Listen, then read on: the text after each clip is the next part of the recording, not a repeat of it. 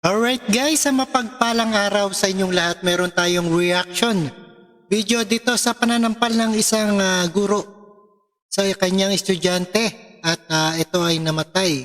At nagsalita na ang ating Vice President Sara Duterte, nagpapaalaala sa mga guro versus sa pananakit sa mga bata at make a positive footprint in their lives.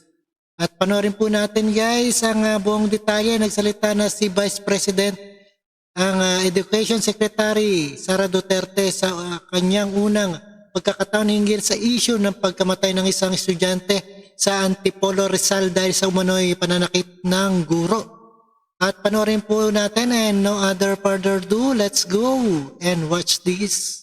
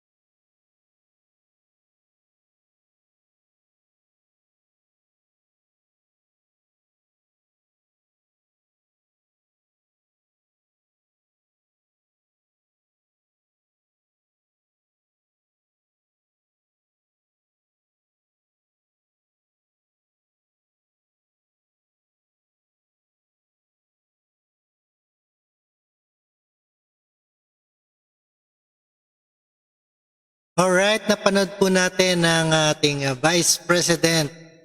At maraming salamat sa inyong lahat. Keep safe and healthy and don't forget to subscribe. Rob Trip, thank you so much and peace out.